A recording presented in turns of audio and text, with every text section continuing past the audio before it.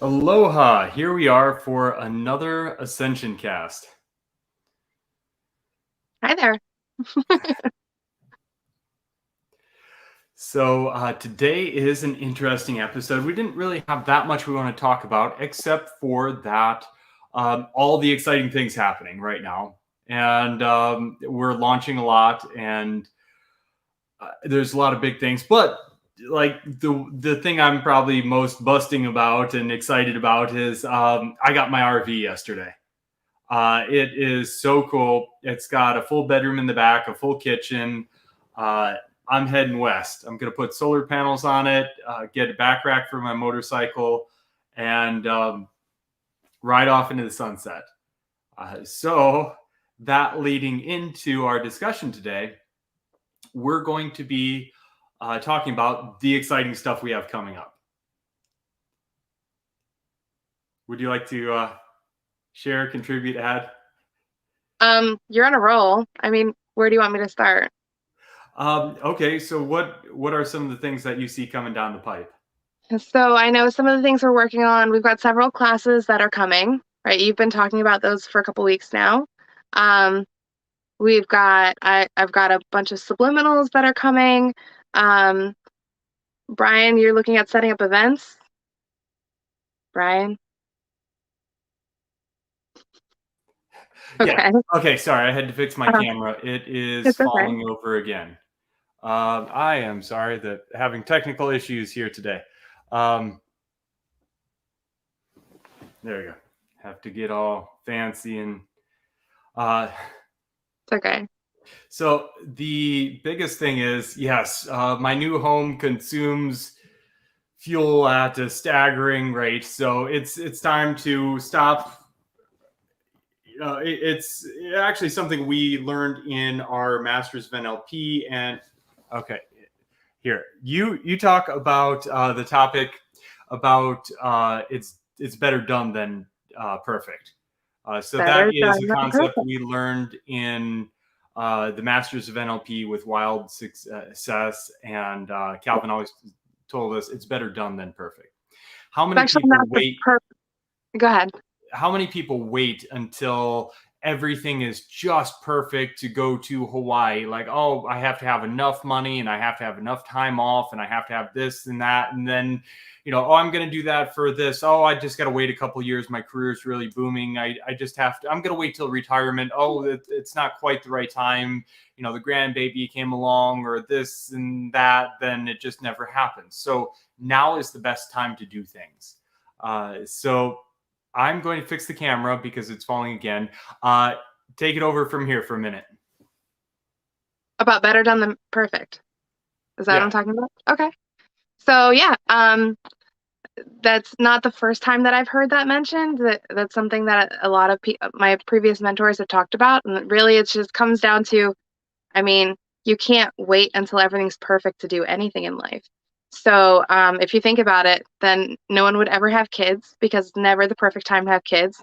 No one would ever start a new adventure because there's always something else that you could be a little more prepared for. Um, and yeah, so there's just never the perfect time doesn't exist, is what it comes down to. So what that has to do with what we're talking about here today is that Brian and I have been discussing a number of different projects that have we've been planning these for at least a couple months now, probably longer than that on some of them. Um, so, sorry, I was distracted for a second. Uh, yeah, we've got a number of projects coming, and some of them are not perfect, but that's okay because it's time to share them and get them out there, and we can always tweak them as we go. And that's part of the process for those of us who become mentors, is that we have to learn as we go sometimes. We've got to put things out there and then get feedback and then put it back out there, and that's just part of the process. Excellent. Yeah, I could hear everything you're saying, even though I wasn't on camera. That's a great way to put it. So it doesn't have to be perfect, and adventure after adventure has proven that to me. I'm a little bit of a control freak when I plan things. I have to have, and this comes from military preparedness, and this is actually kind of programming that was revealed when I was doing my vision quest on Mauna Loa. So I started at like 11,000 feet and went up all the way to the top of Mauna Loa. That was like 13,000, or I can't remember exact how high it was, but uh, doing absolutely no work up to this. No, I wasn't even like really working out hard or exercising that much prior to my high altitude climb. I had a 50-pound pack. And as I'm climbing this, I'm kind of tapping in and I'm getting information from higher places. And my programming was pointed out to me. I'm like, I have triplicate backup for my flashlight with backup batteries for each light I had. I had food reserves for a couple days. I had cold gear if I had to spend the night on the top of the mountain. I had backup shoelaces. I had backup everything. And how much extra baggage have I been carrying in my life because everything had to be perfect as opposed to done? That is what takes me forever to pack and leave the house. That is what takes me forever to pack for a trip and get out on the road. So this time with the RV especially, I know what I'm taking. I'm taking a couple healing bags, my ceremony bag, some clothes, and it's time to get out on the road. Now, there are a few projects I want to do with it, like the solar panels, a wood fire stove. So when I'm up at high altitude or wintertime, I can heat it in a very efficient way, and a water purification system. But I've allocated a time allotment to each of those projects to get that done, finished, and out on the road. Along with that, before I get out on the road, it's getting these classes. We have them written. I have had some of these classes written for years, some of them in one form or another, and for almost a decade. I've had this information in some sort of format and talking points. So I'm just like, oh, I got to tweak it better. I'll know more, and after I do this, or I'll be able to. No, okay, I'm ready. The information, I actually have to dial it back on what I talk about because some of the stuff goes over people's heads. So I don't need any more information to make these absolutely transformative. And your experience, Sarah, is just off the charts as well. You've been working in the field for over a decade now. How long have you been working in mental health? Mental health, definitely over a decade. Yeah. Yeah. NLP has been like a year. But before that, I think I had 11 or 12 years in mental health. Yeah, and mental health to NLP is not a big leap. You just learned a few techniques, a few scripts, and that really your skill set, your foundation was built over that decade of learning and information and experience. So I have a very exacting standard of the people that I work with and the people that can actually make a difference in me, because I've gotten the easy stuff out of the way, let's say. So yeah, I will do healing trades with beginning healers just so they can get experience and I can kind of feel what they're doing or guide them on their way.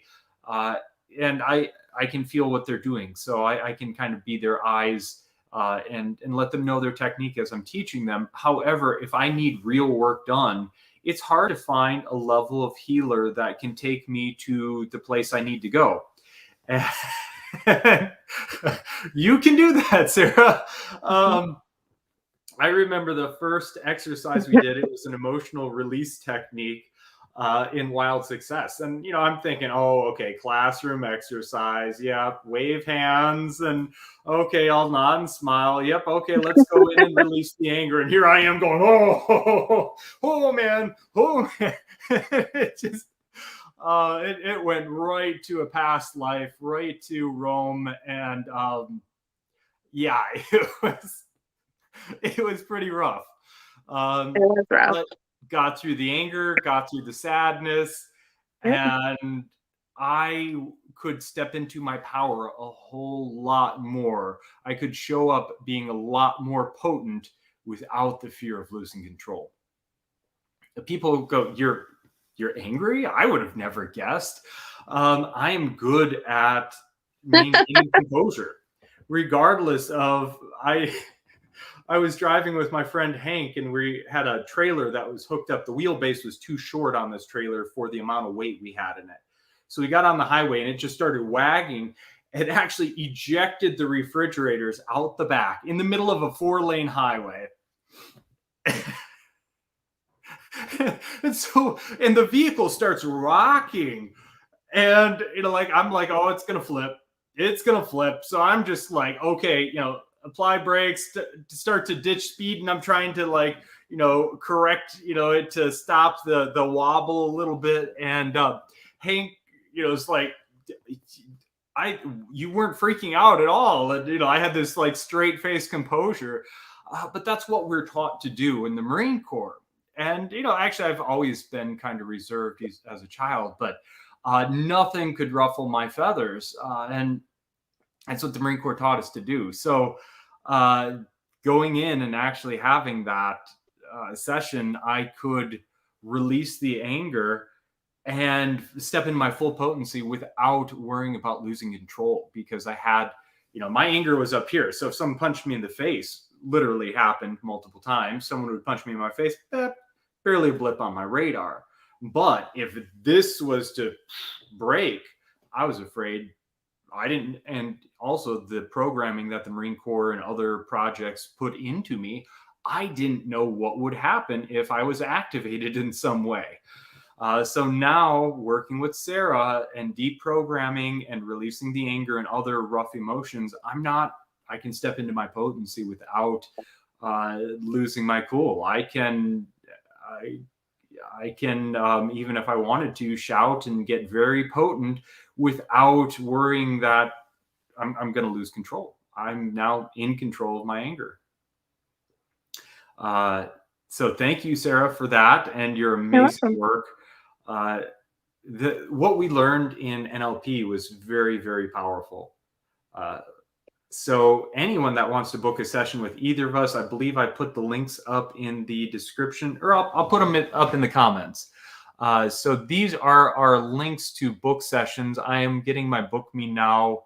I'll put the website up. I'm going to be putting my website up, but I will put Sarah's booking link. When you book on this, it takes you directly to Sarah's schedule. Thank you. Go ahead. You can add anything you'd like. Well, since you plugged me, I feel like I need to plug you, even though this is your cast and people know what you can do. You don't have to sell. It's not obligatory. Obligatory. Yep. No. I mean, y'all know Brian's an amazing healer as well. He definitely has expertise that I don't have, which has been really amazing for me to experience, because I don't have, I don't know a lot of healers that have those gifts. I'm not saying that they don't exist, but they're just not within a circle that I am part of. So sometimes that's the hardest part, is finding a healer that does certain things. And Brian definitely has amazing gifts. Don't get me wrong. He has gifts that other people don't have, but finding a shaman who's willing to do ceremonies, who also is knowledgeable about the things that come up and knows how to handle those things, is not an everyday occurrence. So, just saying. It is really challenging to find the real deal. And usually you don't find the real deal. If it's time, if they're ready, if you're ready, the real deal will find you. When I was in Australia, I was looking for an Aboriginal elder to work with, and I couldn't find them. I was running short on connections, and I was really in a foreign land on the other side of the world, so I didn't have that many contacts. However, I've now built a lot of connections in Australia, so that now, if it ever stops being a prison colony again, I can go and work with my friends down there. However, yeah, it's a prison colony right now. Nobody in, nobody out. They're literally locking people up in concentration camps. So not a cool place to be. Yeah, it's not great. But we're not going to take it there. But I was talking to a Native American elder that was a friend of mine, and I asked him, hey, how how can I find, do you have any connections down there? How can I find someone to work with? And he said, go bush for 3 days. In other words, go out into the wilderness for 3 days when you, and then they'll find you. Okay. Interesting. Interesting. Yeah. So I was out with Johnny, the paranormal and cryptid investigation team. Her company is Paracrypt. So we were out looking for some of the cool cryptids and other phenomena that was just really cool in Australia. We then went back to my camp to get some more supplies and retool and change our loadout before going on another mission.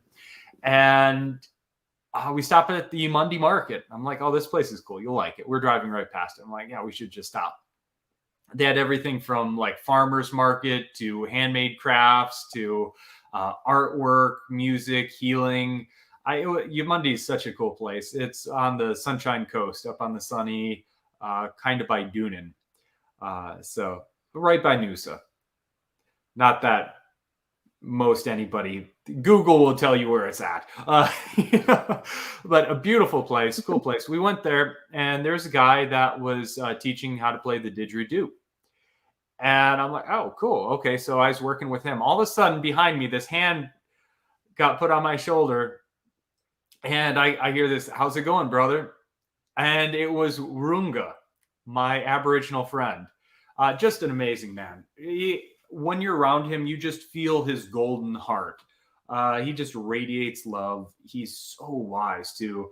And he's definitely a knowledge keeper. He passes his knowledge on to the next generation. So I was so lucky. But I couldn't find him. He had to find me. And just like Hawaii, when I landed on the island, I was told that I was being watched. Well, it wasn't until 9 months later that I was told I was being watched. But the very moment my foot hit the ground in Hawaii, I was on their radar. And it wasn't until 9 months that I actually found someone. No, actually, probably about 3 months in. But it was a different group. That I met Rocky within 3 months. And then I probably started working with Keone about 9 months in. But I definitely tripped the radar as soon as I hit the island. Powerful people sense people with gifts or abilities that are either in the light or in the dark. So, they would have perceived me. They eventually found me and started working with me and wanted to teach me. However, if I had tripped the radar in a bad way, I also would have, like, the headhunters of Hawaii, they are the island watch, like the neighborhood watch, but island watch, and they protect the island. So the strong spiritual traditions of old definitely have the ability to pick people out of a crowd and know who they are just by feeling them, seeing them, or knowing it. I can even do that as well.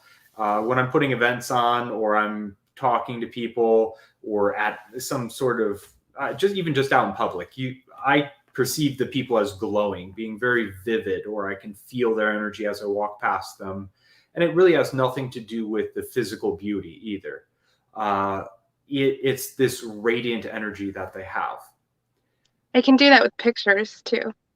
Yeah, also pictures as well. Mm-hmm. That's very possible. So what are you at that? Do you notice that when you're out in public, you're like, oh, wow, they're either, they're very intense on one spectrum or the other. Like, yeah. I'll notice that. I think I've always had that. I think I've always had that at some level, but it's only gotten more and more intense the more I've, the more work I've done. Yeah. And it's a very subtle knowing. It's a very subtle understanding. So it's hard to, it's a skill set that we're learning. And as we use it more and more, we get more used to it. When I show people, I ask people, can you feel energy? Oh, no. Okay, well, let me show you. So I usually take their hand, put it in between my hands, and they feel the energy flowing. Mm-hmm. And they almost jump out of their skin. I can feel that. And so when they know what they're feeling for, all of a sudden it becomes easier. When people realize it's not just daydreams, they're tapping in and getting information, or like a gut feeling, or they feel what other people feel, it gets a lot easier when you start knowing what you're feeling for. Mm-hmm. I feel like we did that as a kid too. Did you ever do the spiderweb thing? Do you know what I'm talking about? Yeah, I think that's more of a nerve faux pas. I don't think that's actually, I don't know. I don't know. It might be like a trick on the nerves or something. Maybe. I don't know. We never did it touching though. We would just do this and you could feel it. Oh, okay. And then, I've had it done where people push on your nerve until your hand goes numb, and then like they mess with your fingers. oh, no. Okay, You could yeah, just no, okay.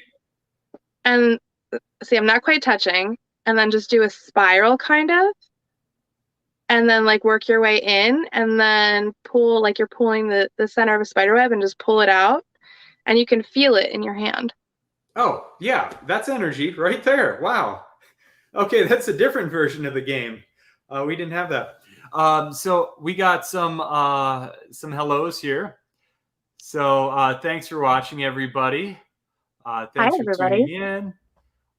Vanessa, thanks for watching. Glad you could catch it. Vanessa is a good friend down in New Mexico. So now in the RV, I might be able to stop by and say, hey, check out Taos. She'll show me around as kind of a guide and a friend, and show me all the great places, and hopefully get some background in where I can put events on, and start advertising for healing there. So that's something else I'd like to talk about is Magic Mike. Glad you're on. So as I travel, I'm going to be setting up events, and I'll still be doing remote sessions from anywhere I'm at. And oh, yep. So awesome about coming and visiting. We have DB Cooper. Hello. Wow. Okay. Great audience. Great following. I'm so glad we have so many people watching. So as I travel, as I move from region to region, I can still do remote sessions with everybody. However, I would like to start doing in-person sessions with different groups around the country, because it's kind of what they call in the tradition of the Karo or the Incan tradition, an Aini Karpai. So when you create that energetic connection with people and you work on people, they receive the energy that you have. And this is something that I've realized I can do most any energy work or healing that I experience. So if I work with someone and experience what they did energetically, usually that's almost like an initiation or an Aini Karpai, a divine reciprocity of receiving it and being able to do that. So when I work with more people all around the country, I start to more or less initiate people and activate people and wake them up. So then more people can start helping in different regions, along with the classes, especially with the classes. The more people we wake up in the classes and teach how to help other people, they can go out and do help more people. So I can only help so many people at a time. Well, unless I get a really big stage, which I want to do that. So if you have a really big stage, you want me to come and talk, let me know. I will be doing online classes as well. Very soon, I'm going to be launching that. We're working on getting a pre-recorded mini class to kind of get you excited, get you, a flavor for how my classes go. And then from there, that's going to go into probably the Spark of the Phoenix or Becoming Magnetic. Becoming Magnetic is a very important class. How many people talk about like pushing psychological buttons to get people attracted to you, or psychological tricks that salesmen use to create scarcity or urgency when they're selling? But what if you could just be magnetic and you didn't have to try and manipulate people? What if you just showed up as your most authentic self and version of yourself, and people just fell in love with that? And you don't have to try and sell people, because they're sold on you without you opening your mouth. So that's what the Becoming Magnetic class is going to be. Yes, it's going to talk a lot about interpersonal relationships. It's going to talk about some psychological factors of, underlining underlining subconscious driving factors, which control our lives. We don't realize it, but especially in attraction and primal instincts, we're run by some of these. So when we can actually start tapping in and going, oh, wait, that urge I'm feeling, do I want to go with it or do I not want to go with it? And you'll have the choice. You'll become the master of your own destiny, which is my little mini class I'm going to be teaching. So we're going to get that pre-recorded up and running. And then from there, it's going to hopefully advertise and help advertise and get people into some of the Becoming Magnetic class or the Spark of the Phoenix or your programs as well. My programs don't have titles yet. Okay. I was going to ask you. So what classes do you have in the works? What's going to be on the schedule? I have Getting Unstuck that's being refined, and that's exactly what it says it is. It's helping people who are feeling like there's more. It's more like introductory, helping them to just kind of dip their toe in the water in terms of digging deeper in their subconscious and unlocking some of those blocks. That's probably the only class that I have like titled, written, somewhat ready to go. It just needs tweaking. Other classes I'm working on, I can't even think right now. I know I want to work on one that's really just like helping people dive into their chakras and understanding that better. A lot more of introductory work is what my focus is right now. And then, of course, there's the subliminals and the guided meditations and all the little things that I've been putting a lot of my time into. Yeah, that's the little things that go a long way with a lot of repetition. Yeah, and a lot of those add-ons will be available in the shop on infinitelovemovement.org. And we're going to get some ClickFunnels going and excited about that. So basically, it's a platform where we can run classes and you can just purchase it. It's evergreen, so you can go at any time, book the classes, and then you'll be able to purchase the subliminal tracks, the hypnosis tracks that I'm going to make, and all these cool options. And also it'll be a good platform to kind of go, okay, did you like that? Well, do you want to book a one-on-one session and we can work on that? So with either of us.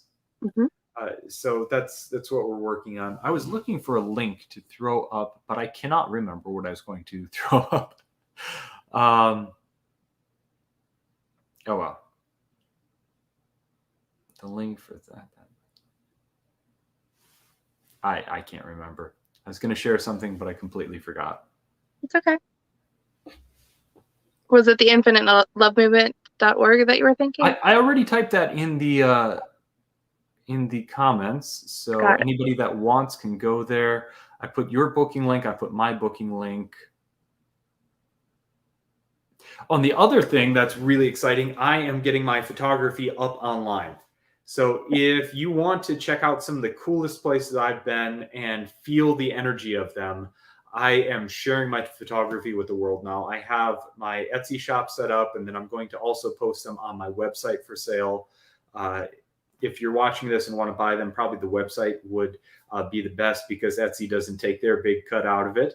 However, I will post the Etsy shop because I know that's ready to go if I can find that. So what other projects? Too, while you're looking at that. What? I said while you're trying to figure that out, I just wanted to say they are gorgeous photos. Oh, thank you. They're like absolutely gorgeous. What were you asking?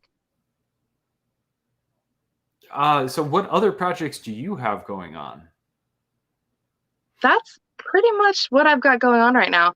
I've got to refine Getting Unstuck. I've got some, like I said, baseline introductory level stuff, trying to really help not just awaken the people that are already digging, but to help initiate that dig. There's a lot more people out there that are just completely blind right now. And I feel that if we, try and give them some introductory tools, it will help to open their eyes to so much more. So that has been the main area of my focus. And then, of course, helping people with tools like subliminals, like I do oracle card readings. I do energy work. I am not trained in Reiki per se, but I do energy work.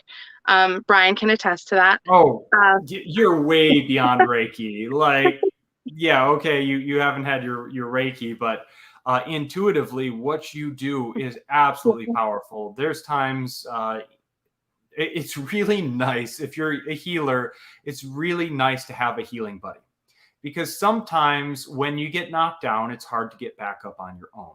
So getting attacked, we did a webcast, and someone on the other side must not have liked what we're saying, and threw a whole bunch of negative energy onto us.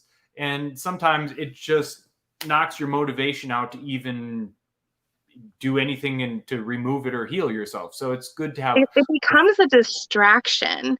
It's like when I don't know, I can't speak for you, Brian, but when I'm working on healing and when I'm helping other people heal, it takes a lot of focus for me. It's something that I put intention behind, and I put, obviously energy behind.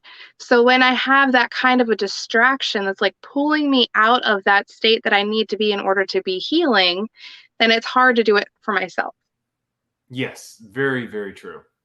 Um, but so yeah, I'm open to doing that for folks. I am recorded meditations, but I will also sit with people and do meditations. You and I have done that on the fly on occasion.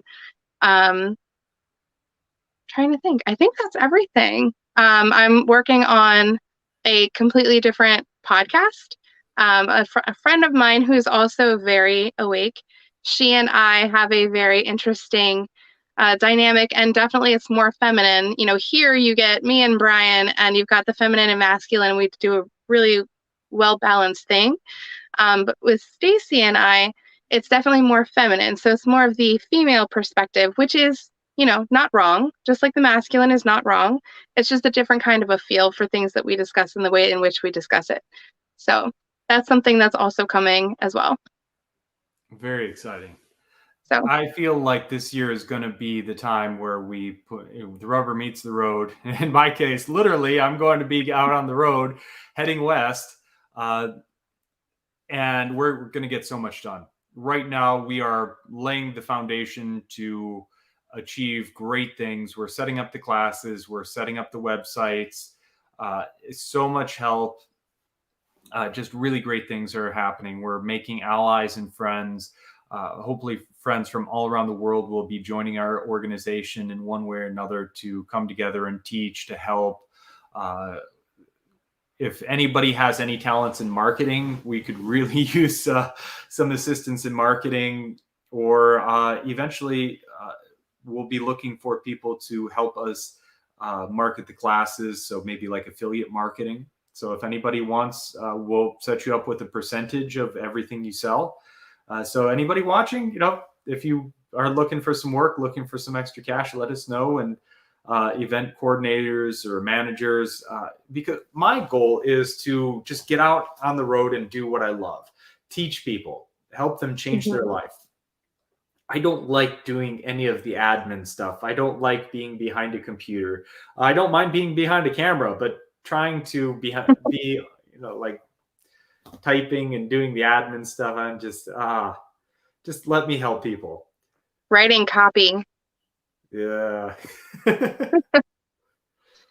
No, I completely agree. I am not one that loves, I think I've had a lot of resistance personally to getting a business up and running specifically for that reason, because those are all the things I really don't like. This is one issue I never had as a therapist. People would just walk into my office and I never had to advertise. I never had to sell myself. They were just like, yeah, we need help.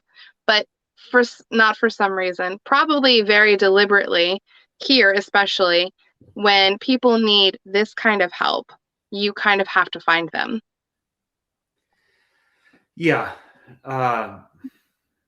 And I mean, you're right. A lot of it's just self-sabotage. I've had these classes ready to go for a decade, and I ran up into the Facebook algorithm, and I was banging my head against the Facebook ads and had my account shut down multiple times for posting my photography, Etsy up. Like, they shut my account down, and they won't tell me why.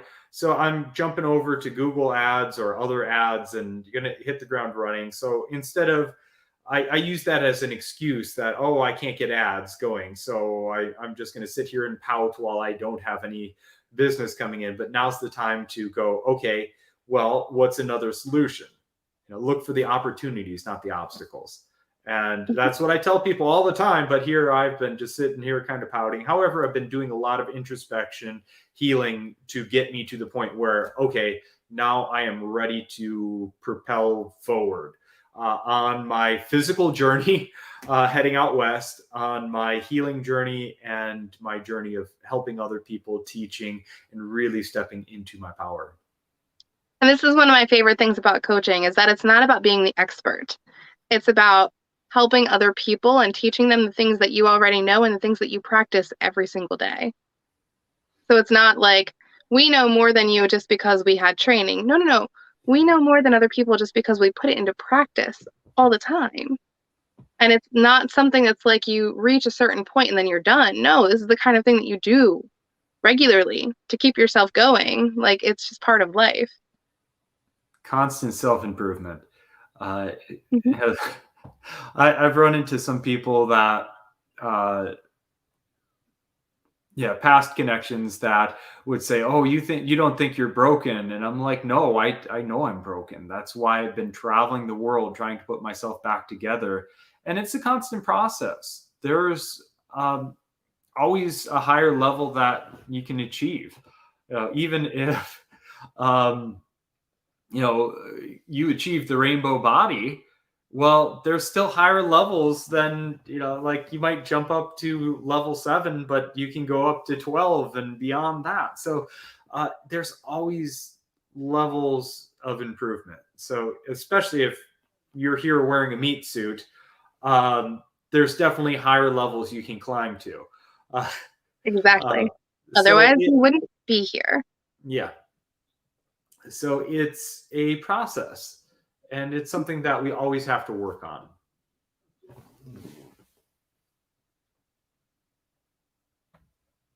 So, okay. Get a hold of me. Do you have my Facebook?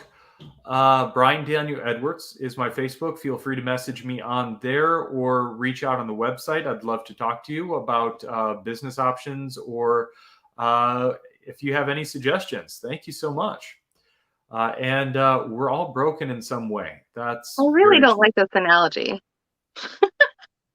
Yeah, I don't view people as broken. Not broken. You're whole. You have always been whole. You always will be whole. However, whether or not you're aware of all of your pieces is a whole nother issue. You're right. It's a limitation of an idiom used in physical language, which is very frustrating, especially doing a lot of journey work and being able to think outside of the English language.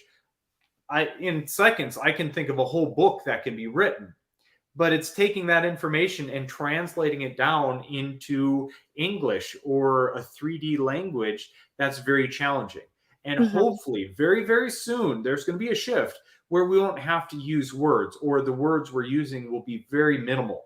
And I've been noticing that in communication with people already. You can just say, "Oh, that thing. Oh, yeah, I know what you're talking about." So just a few words, and people are already just kind of knowing what the other person's going to say. And communication is, on surface level, getting more simplistic. However, in the conceptual understanding of it, it's getting a lot deeper and more complex with fewer words.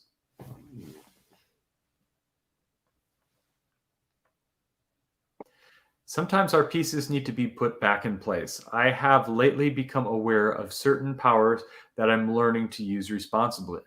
That is great. I'd love to have a conversation with you and get to know you. I know you've watched the webcast quite a few times. So feel free to reach out on Facebook and let's chat.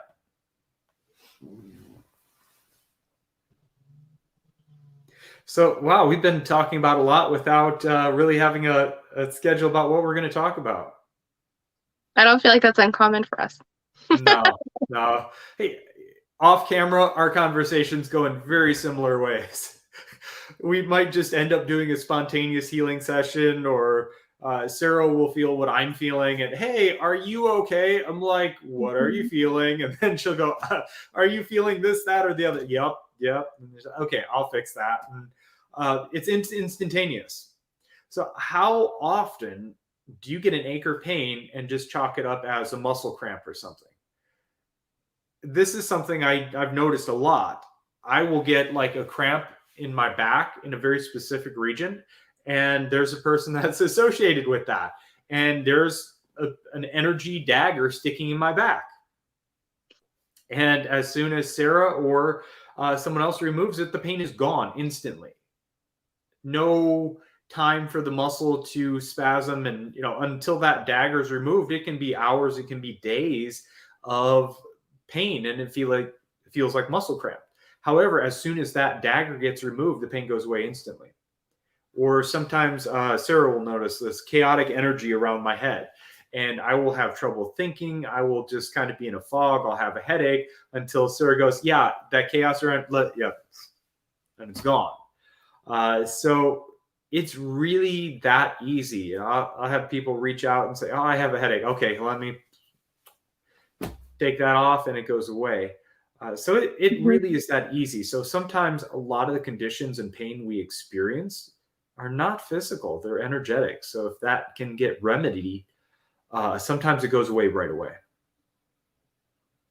That mind, body, spirit connection is more of a connection than most people realize. Yeah, that's very true. Sometimes it's your thoughts, sometimes it's your emotions, sometimes it's just sheer energy. Like, sometimes it is legitimately, okay, if you have a broken bone, you have a broken bone. But there's a lot of other things that it could be as well. And an issue in one body can turn into another body. So if you have, let's say, if there's a block in your energy body. Okay, it's been a minute since I've talked about this example. Okay, let's say there's a car wreck and a physical injury happens and you get beat up and you have that physical trauma. That can create an energetic block, which then can create a mental block. So let's say you're in a car accident, that you get physically injured. Maybe that affects your root chakra, feeling safe and secure. So then all of a sudden that energy gets shut down, and then that goes into your body, your mental body, and that can cause anxiety. You could have fear come in. There could be lots of feelings that come around not being safe or secure. And then once that energetic block is taken care of, the mental block will go right away. So oftentimes I've dealt with people that have anxiety, depression. I do a tuning fork session and it just goes right away because it clears out the energetic block. So then the mental body can respond. The opposite way. So let's say I yell at you and that hurts your confidence, shuts down your solar plex.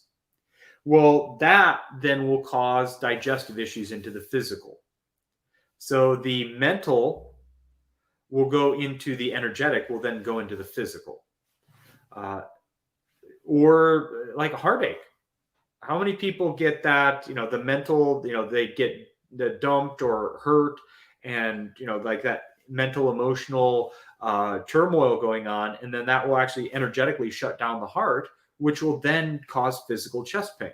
So as soon as that energetic block is removed, it goes back. And depression or anxiety, sometimes it's vitamin D deficiency, magnesium deficiency, possibly protein deficiency. There's a lot of other mineral deficiency. So if the body's physically deficient in something, that can cause then it to go into the mental body, the energetic body. So all of our bodies down here are linked.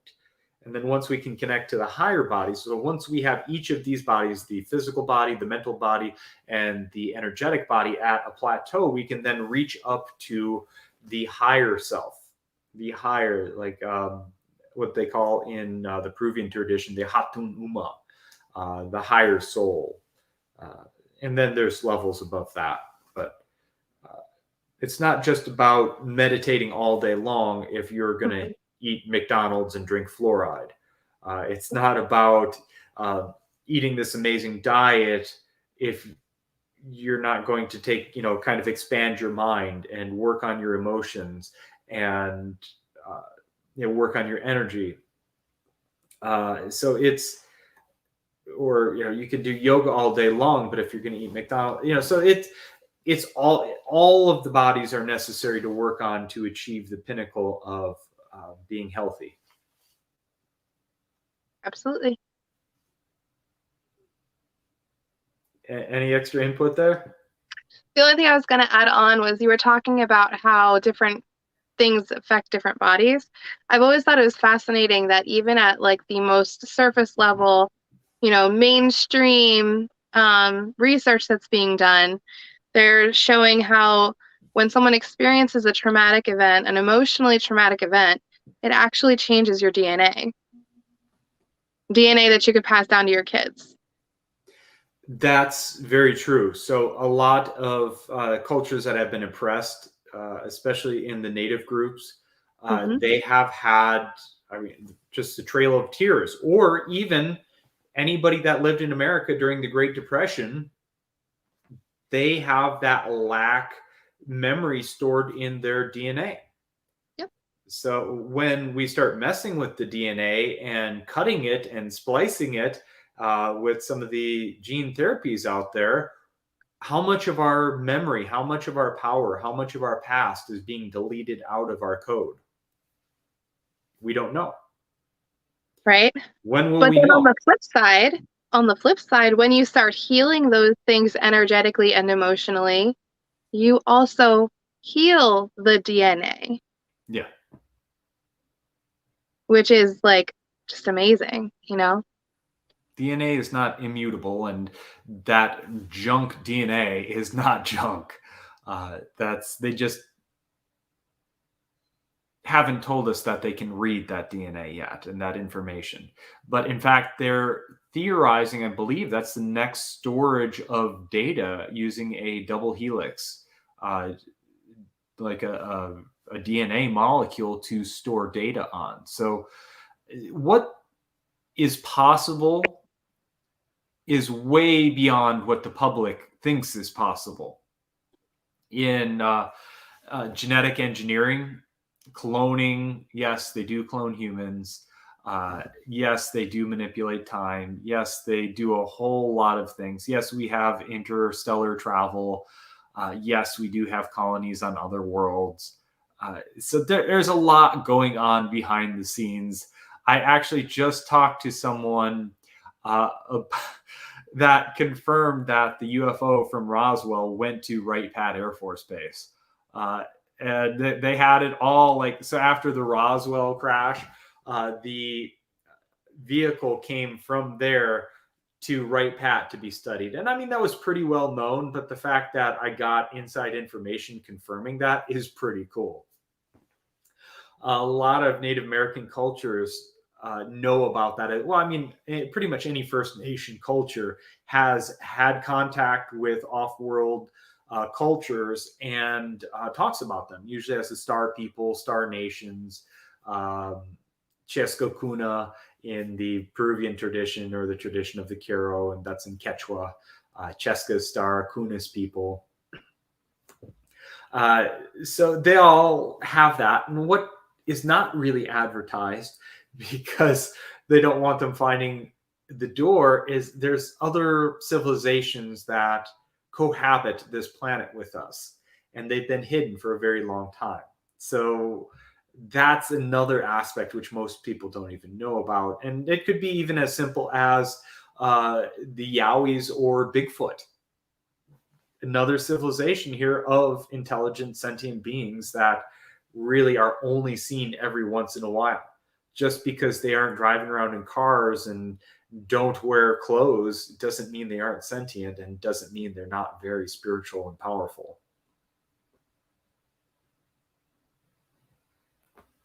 I don't know anything about this, so you can keep going. Okay. So that's what the deer in the headlight look was about. Yeah, and if you go to places like Hawaii or Mexico, the duendes or eluxes or menehune, like tiny elf-like people. They know they're there. They're part of, it's not like a raccoon almost, like, oh yeah, the duende are there. The Aluxes are there. People have seen the Menehune. The Menehune do this. The Menehune do that. And it's not even like mythology. It's just like, okay, there's a raccoon in the trash. Menehune, we're messing with that.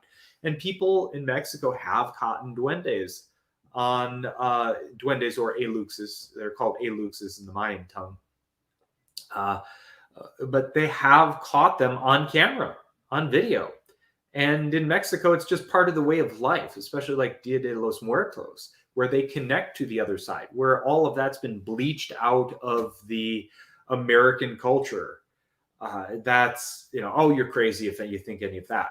And, oh, that's just, ghost stories. No, it's real. These stories come from actual events, mythology, legends. They're all based on something. There was an event where a whole school, I believe it was an elementary school in Hawaii, saw like a band of Menehune just run across the street and disappear underneath the church. And even the school principal testified to seeing them. Ended up in the paper. So that in Hawaii, they just know it. And like the night marchers, that's real. That's a thing. People see them all the time. So an interdimensional band of warriors that still patrols the island. I believe multiple islands, actually.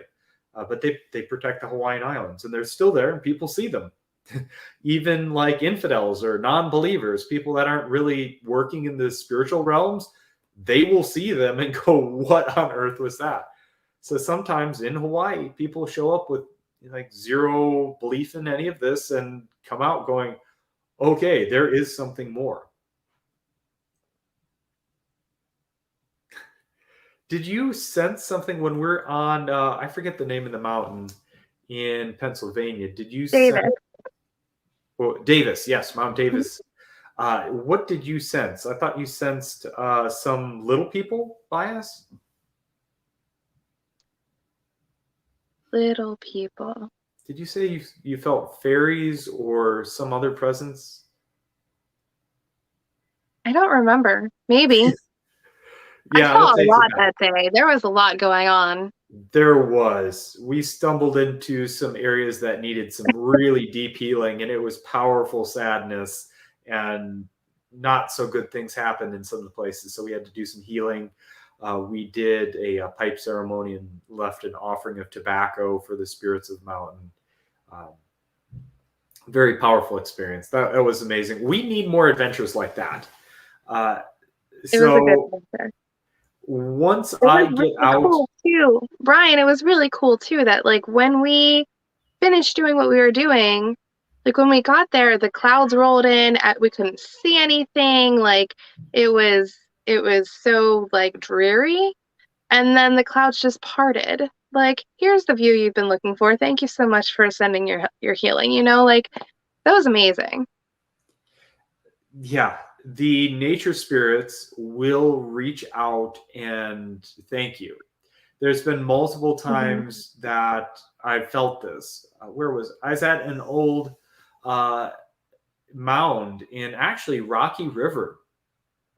It's called Fort Hill. Not many people know that there's a sacred site and a vortex there. So I went there and I did a pipe ceremony. I left an offering of tobacco and I was blowing the smoke to them. And I just felt this overwhelming gratitude and joy and love. Like, thank you so much. We've been forgotten so long. The fact that someone is offering us these prayers and these offerings and just love, it just makes them feel so amazing. And they will share their blessings and their love and their gratitude with you. Same thing when I made my ofrenda this year to my ancestors for Dia de los Muertos. That was, I was putting it together and I was putting on, some offerings to my ancestors of foods that they liked or certain things or like my grandfather's military cover. I put that on the ofrenda. And when I put it together and I lit those candles and, kind of was praying with them and offering them thanks and blessings, it just like, it felt like this overwhelming joy of where I wanted to cry in gratitude. And so if you pay attention, it's possible to know the will of the nature spirits or the spirits around you, even if you can't hear them talking to you, even if you don't really know that they're there, you can't see them, you can still feel them. You can feel, do you feel welcome here? Or are they saying, this is sacred land, it's kapu, stay out? Are they asking for help? Do they need healing? Was there trauma here in this land where they need to be healed? And that's what happened on Mount Davis. Yes. There was a trail. It was not the main trail necessarily, but there was a trail. And I was like, I feel like I need to go this way. And I'm really not supposed to leave until I go this way. And then we ended up finding some land that really needed to be healed. Yeah. Yeah. We went right to it, and just all of a sudden we're walking down the trail and we're like, nope, it's this way. And we just cut through the bush, and we're out in the middle of the forest, and we're like, okay, here it is right here. We're doing a pipe ceremony. So we just threw down a poncho, kind of sat, meditated. I had I think my Toltec blend, a lot of Toltec herbs that were in that combined with tobacco. Just a little bit of tobacco, Sinacuichi, Mexican dream herb. I can't remember the others, but a lot of them that are used in central Mexico, and it's very powerful. It clears the negative energy immediately, physically relaxes the body. Oh, the marigolds physically relax the body, and then it creates this connected space. So is that almost your first journey work you've done, or maybe your first ceremony out in nature? Yes. So the first one where I really tapped in and was able to. Yeah. So that was, when I get out west, you should definitely come out and fly out, and we'll go to some of the cool places in Sedona, Colorado. The Shaman's Cave in Sedona, that's definitely a portal I want to get to. There's a lot of vortexes. We can do ceremony in the vortexes, meditate in the vortexes, and maybe we can even make a gathering. So if anybody wants to come along, I'm driving down. If you want to tag on for the ride, I can sleep 6 people or 3 couples in my RV, and it would be great to have the company. It's going to be 20 hours of driving plus. So it would be cool to make a healing caravan. So if you have a caravan, want to join in, come along, want to hop in mine, want to ride down to Sedona, get a hold of me. That would be awesome. And then when we get down there, we'll start flying in healers. I know Ava in Maui wants to come out and do healing and work with us, explore the Grand Canyon, do ceremony. Hopefully along the way, we'll meet up with a lot of First Nation groups, do ceremony with them, receive healing from them, blessings from them, maybe do ceremony and journey work with them. Really That'd looking be forward to that. I'm very called to do peyote down south. I got to do it once with a Macumbo in central Mexico, and it was such a beautiful plant, such a beautiful experience, very just like heart opening, and everything was more colorful and clear. And if I thought of something, I could just go there. It really freed my astral body to be able to go and travel. A very different experience than, say, mushrooms or ayahuasca. It's not a DMT based experience. However, it was very powerful, and it just felt good. Out of almost any of the journey work I've done, sometimes DMT or DMT analogs can make me feel a little bit off. The transition between worlds can be a little bit rough. Let's just say I get motion sickness. Not that I vomit, but it just feels funny as I'm going from this awareness in this world to that world. It can be a little bit uncomfortable sometimes. But then again, I'm hyper aware of the energies I'm feeling. The peyote was this beautiful, silky transition from this world to the other world. It felt beautiful, warm, and wonderful. I definitely am looking forward to doing peyote ceremonies with elders, hopefully out west. So if anybody's watching, anybody has contacts, please send them my way. Another thing would be interesting would be sapo, the Colorado river toad or the Sonoran desert toad, Bufos alvarez. That is 5-MeO DMT. You can smoke it, you can drink it. There might be another way to take it as well. It's the venom from the toad, but it's actually a DMT containing venom. It's not actually a poison. It when an animal tries to eat the toad, they see God. Well, with the 5-MeO DMT, from my understanding, it's more of a transcendence, becoming one with the all. So that would be another beautiful experience to have. Absolutely. And hopefully you can come out and join in some of these ceremonies when I get out there. We'll have to work on that. There's some, kinks we got to work out of the plans, even just how I'm going to set up, where I'm going to live. I have a house, but where do I put my house? Chances are I'll be boondocking a lot. I'll have solar panels, water generation capabilities, so I can either pull water out of thin air with a dehydrator that's modified to be able to produce water, or I will be using a filter and just dropping a pump into a river or a water source and filling up the water from there. Solar panels for electricity. So it's going to be an amazing experience. I'll be able to, especially with my diet, I'll be able to comfortably live off grid if I can get a water source locally. If I set up next to a river, or be able to pull it out of the water, or pull the water out of the air, I can probably live for a month out in the wilderness. However, for business purposes, unless I have a cell phone signal, that probably would be great, and the world may need me. However, for Vision Quest, it would be amazing.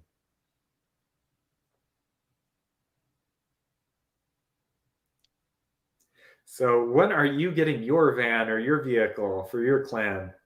I have no idea. That is one of those things that we are working on in terms of generating the profit to be able to do that. Yeah, that's And by my really... clan, of course, you mean my Rugrats and myself, and it's a family thing. So yeah. So it gets more complicated with kids involved, but it's possible. I know you're working towards it, and it's going to be this amazing experience. We're going to have a caravan of healers eventually, hopefully very soon, where each of us will have an RV, or we'll share and team up, and we'll go set up event tents and do healing roadside or out in the desert.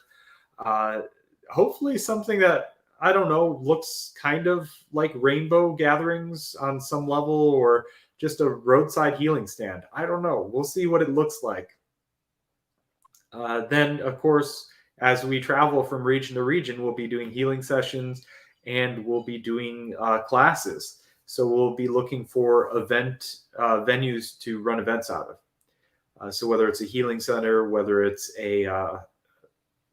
anywhere that has a stage or a hall or somewhere, hopefully we'll be doing that. Maybe even parks. If we can set up at a park and run outdoor events, that would be really amazing as well. it helps to get around any of the insane mask mandates that certain states have.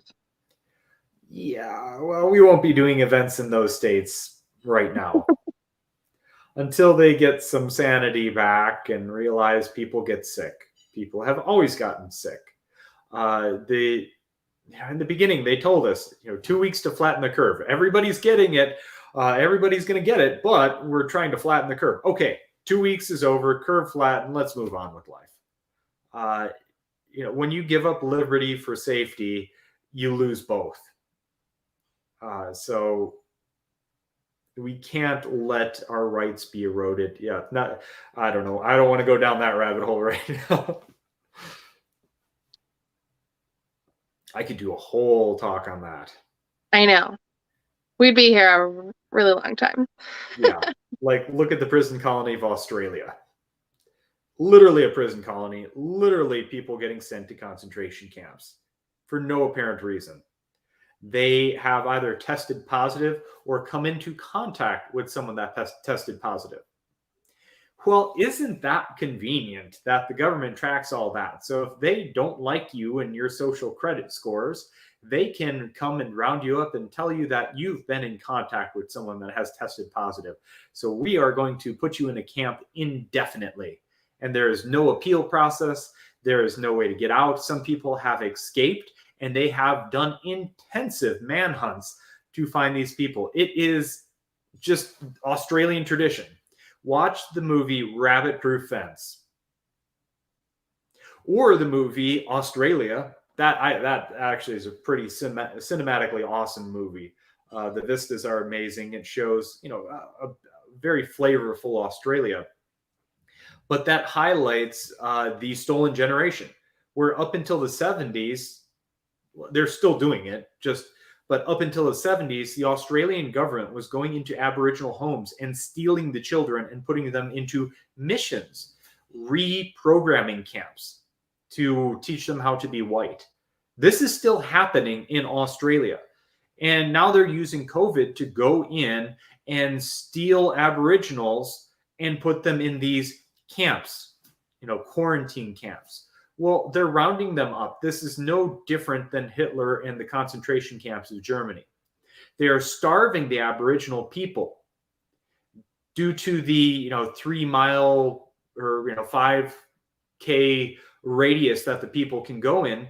They are arresting people that are trying to bring supplies to the Aboriginal communities. They're arresting people bringing food to the Aboriginal communities. The Aboriginal communities are starving to death just because they might get sick. So we're going to starve them to death to protect them. It's not about protecting anyone. It's genocide. It's straight up genocide that they're doing in Australia right now. It's really terrible. And they've been doing eco-genocide as well. They have been dropping 1080 bait out into the nature to kill foxes. Well, what does that do? The 1080 bait for a fox, a quoll will eat that. But what they're really trying to do, they're trying to kill off the thylacine and thylacoleo, two animals that are supposedly extinct in Australia. And they will Men in Black style, if anyone gets pictures of them, if anyone gets video of them, and the government catches wind of it, they will go in and steal all their computers, all their hard drives, everything digital that they have in their house, just to prevent that video from showing that these animals are not extinct. Why would they want to keep them extinct? So they can go in and strip mine. So they can go in and take these lands that have critically endangered animals, near extinct animals, and they can take the land and do whatever they want with it. So it's a crime. It's a crime what they're doing in Australia. It's a prison colony. It's not good. They are trying their best to do genocide against the Aboriginal people and their way. They are doing their best to stop their traditions and destroy their sacred sites. They are literally paving them over and putting highways over them intentionally to get rid of their sacred sites. There was a site in Mullumbimby that was massive. It was a mini Stonehenge. And during World War II, for no apparent reason, the government forced the owners of the property to disassemble it and destroy that sacred site. That's a crime against humanity. That shouldn't be. Nobody talks about that. But it's happening. It happened, and it's currently happening still. So don't give up your freedom for safety, because you will lose both.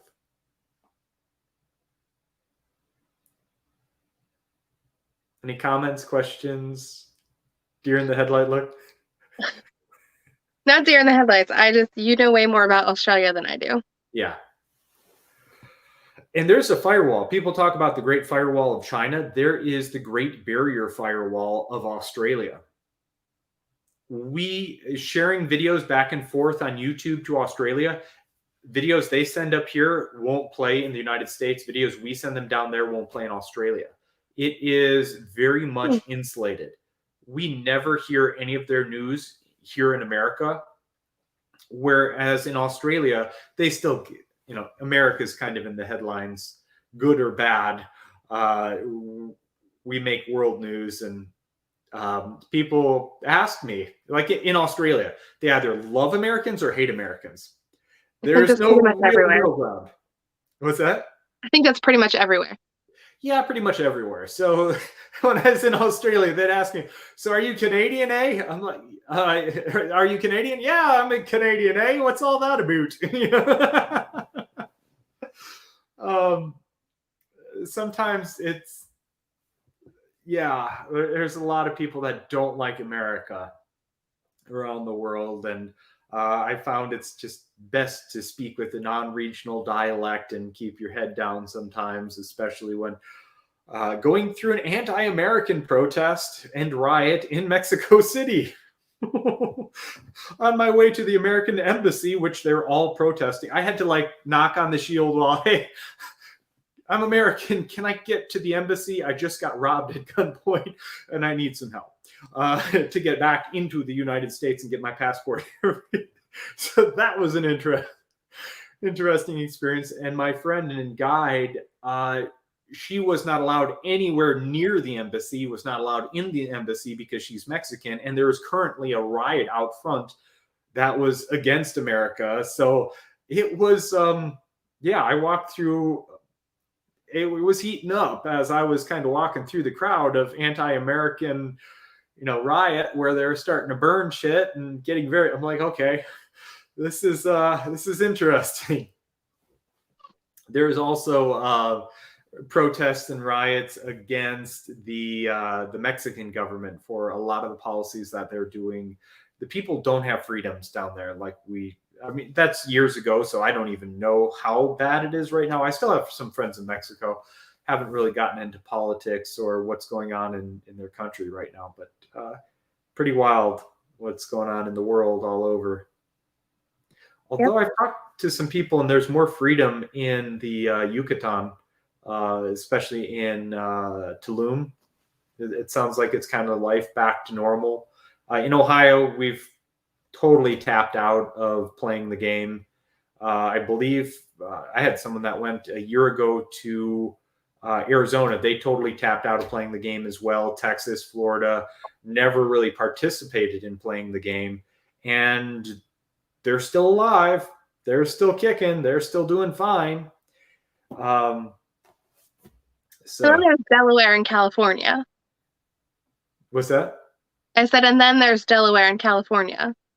Yeah, that had higher numbers, had higher supposed death rates, and they're locked down in absolutely draconian measures when Florida and Texas beat their numbers and had less people and better outcome and no restrictions. So I can't wait till we hit 2022 and we will see the death toll in 2021 and we will see, okay, how does the death toll in 2019 compare to 2020, compare to 2021? In 2020, there was no excess mortality. So in the year of death and pestilence, there's actually fewer deaths in 2020 than there was in 2019. So yeah, it's going to get interesting. Mm-hmm. Well, more and more people are waking up and going, no, thank you. Oh, the moronic variant. Yeah, by the way, it's what, an anagram? That's where you mix the letters up. Yeah, an anagram for moronic. Yeah, literally, Omicron. Rearrange those letters, moronic. Anyone that buys that, moronic. And the the symptoms of moronic are the same as the vaccine side effects. Yeah. Literally. They basically took the side effects from the jab and called it moronic. So just tap out. We're done. So what if people get sick? People always have gotten sick. That's what happens in the world. It's a cycle of birth and death. It's just the way of nature. People die. And obviously not more people than died in 2019 died in 2020. So it's, look at the numbers, see wherever they are, but it's not, when you trade your freedom for safety, you lose both.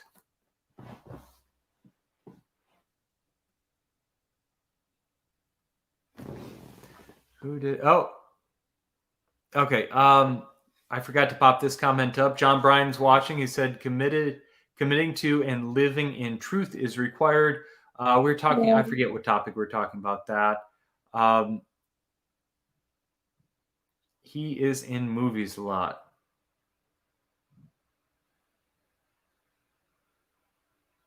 I don't remember who we were talking about. That was plus Own in 1963. Plus Animal Farm. Mm-hmm. Yeah, they advertise a lot of what they're doing in movies. If you want to see a movie about what's happening right now, watch V for Vendetta. It's almost a documentary. It's kind of a graphic novel style, and it's interesting, a little bit violent, but it talks about what's going on right now. Unfortunately, a little bit too close, and some people read 1984 and thought it was a good idea, so they're trying to put it into play. Yep. Own in Crom. Omicron. Drive. Okay. Not sure what you mean, Mike, but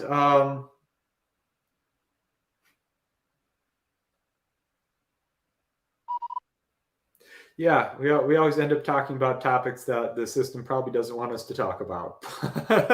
We went there. So what time are we at? Oh, we're at an hour 17. So was there any last topics you wanted to talk about? Wrap up? Again, if anyone wants to book a session, up in the comments, I posted both our links to book sessions with us or the website, infinitelovemovement.org. I will have all that up for sale. I posted my photography site. If anyone buys anything, that is definitely helping us move forward with our ventures forward. And the more resources we get, the more people we can help, the more classes we can put on. Right now, I am working on creating cash flow to live out on the road comfortably so I can help other people. So I basically got gifted an RV. The price that it was given to me for, it was basically gifted to me. It was basically given to me. It was absolutely amazing the way things lined up, and it runs. It runs really well. I drove it 2 hours, not a single issue. It drives great. Cruise control. I can listen to classes while I'm driving and just kind of sit, meditate, and have days on the road to learn and grow and work on myself, along with thinking about the classes and material I'm going to be teaching. We will be calling centers to put classes on, events on all around the country now, and hopefully when the world comes back to sense, the world as well. I'll message link. Okay. Excellent. So yeah, the more you help us, the more we help others. That's just how it's going to work. And we're tapping into infinite abundance. So things just flow to us the way they're supposed to. In theory, on paper, there's no way I should have been able to afford an RV like what I was gifted. But by putting it out there, the right one just appeared. And it fell into my lap. Now I can go out and work with some of these First Nation groups and learn how to better help people, step into my power more so I can better help people, and do healing sessions along the way, teach classes along the way. I'm very excited to see who I'm going to meet. And I always make connections and friends everywhere I go. It's really wonderful. That's one of my favorite things about traveling, meeting people and getting to pick their mind. Every place in the world has a little bit different thought form. Each region has their own way of doing things. And I've picked up a lot of traditions and skill sets from all around the world. So I'm very excited about that. Click the link, book a session with Sarah, book a session with me. We'll be posting our classes very soon, get those up and running, even if it's an online class. It's going to be happening, and very exciting about all this. So, we could do the 6-week classes, or what about just like a 2-day class we can do remotely? So that's definitely possible. Mm-hmm. I mean, we could do it right in this format as well. Just sitting here in the video studio, recording the class and sending it out to the world. So that might be possible, and don't even need a center or venue to do that. So maybe Christmas is coming up, but maybe, well, let's look at the schedule and we'll book it. So either the beginning of January or in a couple weeks, let's run a class. I'm getting itchy. I want to practice some of the material. How about either Spark of the Phoenix or Becoming Magnetic? Becoming a Word Wizard is another class I want to do as well. But I think either Becoming Magnetic is the next one I'll be marketing probably early January. And then also the Spark of the Phoenix I'll be running. Along with the short mini pre-recorded evergreen class of Become the Master of Your Own Destiny. That's really going to talk about, very simple, very to the point. It's going to talk about stepping into your own power and making choices for yourself, giving yourself permission to move forward into the life you want. Yes. And definitely book a session with Sarah. She's amazing. If you're ready for change, she will facilitate that for you. She will clean out the emotional blocks holding you back. Yes, that's one of my most powerful gifts, as I'm told. Yes, she is outstanding at that. Yes. So, okay, I guess we will wrap up. Any last comments? So we'll give a few seconds for anybody to throw up a comment. We still have a couple people watching. So we will be trying to do this more regularly. Going to figure out a way to do this when I'm on the road. Maybe you can run it on a laptop, because to try and run the center, this suite, it's very challenging to do off of my cell phone. Now I can do one video stream from my cell phone and it's still pretty decent quality. So if you want to be the base of operation, and then we can run my video, just video, and then you can kind of run it. I can give you a rundown on how to run it and answer questions and put the videos and other stuff up. We can still do these webcasts while I'm out on the road. Even while I'm driving, I'll get a mount in the RV. So, when I'm driving for 10 hours plus straight, we can do a webcast, or, anytime I'm bored. While you're driving? Why not? Oh my gosh. Just put it in a mount and, it's like having a conversation while I'm driving. Or when I stop. Anyway. So, okay. Very excited for everything that's coming. It's going to be good. Yeah, no more comments. So we will wrap up. Thank you everyone so much for watching. You really make these shows possible. It would be just us having a conversation if everybody wasn't participating. So your participation, your likes, your shares, really, if you can share this, thank you so much. If you like it, that definitely gets us noticed in the system. And book sessions with us. We're really excited to work with you. We're here to help you actualize your potential and see what is truly possible. Yep. So love and light to everyone. Aloha. Thanks for watching.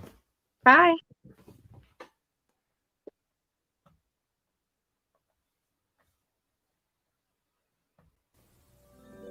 We hope you enjoyed this video session. Please support the Infinite Love Movement by liking, sharing, and subscribing to our channel. Visit theinfinitelovemovement.org to sign up for healing sessions, classes, and events with Brian.